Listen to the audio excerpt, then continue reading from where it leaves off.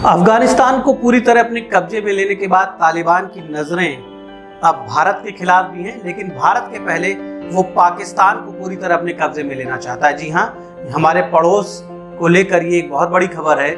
पाकिस्तान ने जो जहर बोया है, पाकिस्तान ने जो बीज बोए हैं, पाकिस्तान ने जो नफरत का माहौल दूसरों के खिलाफ तैयार किया था, मजहबी उन्माद और धार्मिक मजहबी कट्टरता का जो माहौल पाकिस्तान ने बनाया था, अब पाकिस्तान खुद उसी में एक दलदल की तरह समाने के कगार पे है।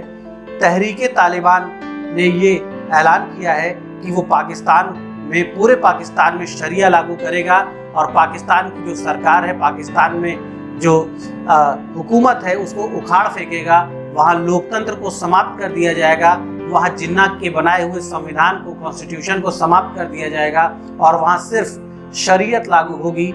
वहाँ की महिलाओं को उसी तरह रहना होगा जिस तरह अफगानिस्तान की महिलाएं 24 घंटे बुर्के में रहती हैं और घर के बाहर बिना किसी पुरुष सदस्य के वो नहीं निकल सकती हैं। ये सारे नियम, ये जो बंदिशें हैं, लड़कियों के खिलाफ जो बंदिशें हैं, पुरुषों के खिलाफ जो बंदिशें हैं कि लंबी दाढ़ी रखना सबके लिए ज़रूरी होगा, टोपी लगा के निकलना सबके लिए ज़रूरी होगा, तमाम डूज एंड डोंट्स हैं। अफगानिस्तान में जो जीवन है वहाँ के नागरिकों का, वो कितना नरकीय हो गया है तालिबान के आने के बाद, उससे जुड़े हुए तमाम तस्वीरें, तमाम फोटोग्राफ्स पूरी दुनिया देख चुकी है। और वहाँ पर लोकतंत्र खत्म कर दिया गया, वहाँ पर अब कोई चुनाव नहीं होगा, तालिबान के लोग जिसको जैसा चाहेंगे जिस कुर्सी पे बैठाएंगे, और यही सब कुछ वो पाकिस्तान में करना चाहते हैं। हालांकि उनकी आगे की जो प्लानिंग है वो पूरे एशिया में यही करना चाहते हैं, पूरी दुनिया में यही करना चाहते हैं, वो भारत में भी यही करना चाहते हैं, लेकिन उन्होंने फिलहाल पाकिस्तान को अपने टारगेट पे लिया है।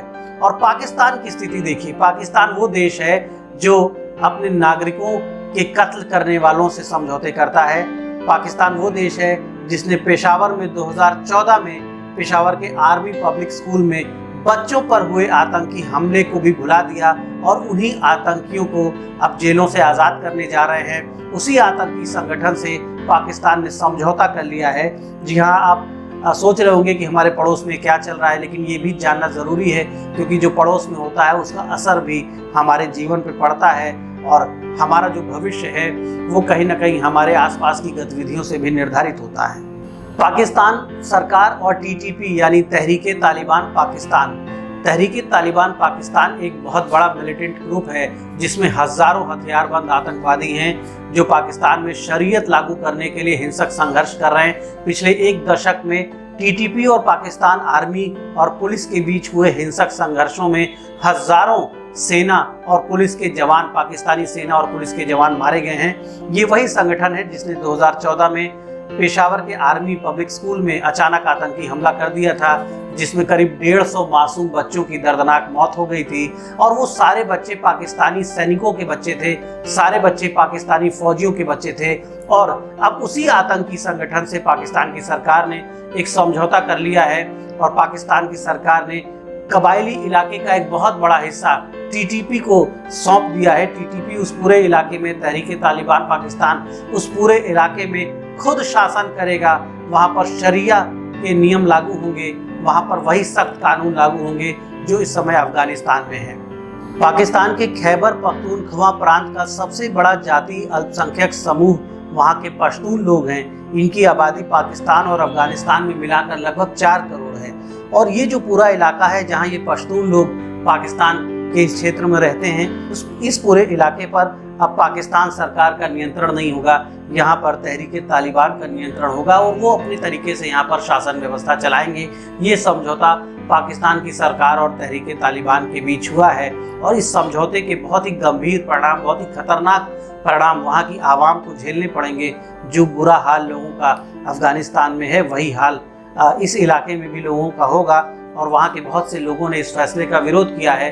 पाकिस्तानी फौज में भी इसको लेकर काफ़ी नाराज़गी है। उनका कहना है कि जिन आतंकियों ने उनके बच्चों को मारा था, वहाँ जितने भी बच्चे मारे गए थे पेशावर में 2014 में, वो सारे बच्चे फौजियों के ही बच्चे थे, पाकिस्तानी सैनिकों के ही बच्चे थे।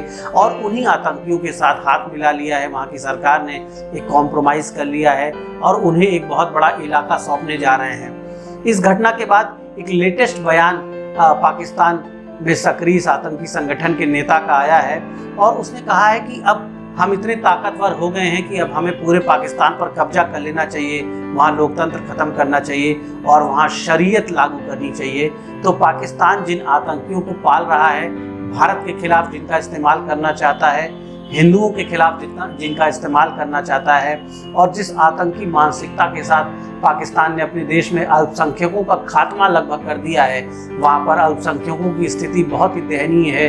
अल्पसंख्यक समाज के लोग वहाँ पर क्रिश्चियन और हिंदू बहुत परेशान हैं, सिख बहुत परेशान हैं। उसी मानसिकता की वजह से अब वहाँ पर मजहबी कट्टरता इतनी ज़्यादा बढ़ गई है। वहाँ जिहाद की ऐसी डेफिनेशन लोगों को समझा दी गई है कि ये बड़ी संख्या में लोग वहाँ पर शरिया कानून लागू करना चाहते हैं, पाकिस्तान को भी अफगानिस्तान बनाना चाहते हैं, वहाँ डेमोक्रेसी यानी लोकतंत्र को ख़त्म कर देना चाहते हैं। आने वाले समय में आप ये समाचार सुनेंगे, ये न्यूज़ सुनेंगे कि पाकिस्तान में भी चुनाव होना बंद हो गए हैं, वहाँ कोई संविधान नहीं है, वहाँ कोई नियम कानून नहीं है। अब वहाँ भी अफगानिस्तान जैसी व्यवस्था संचालित होगी।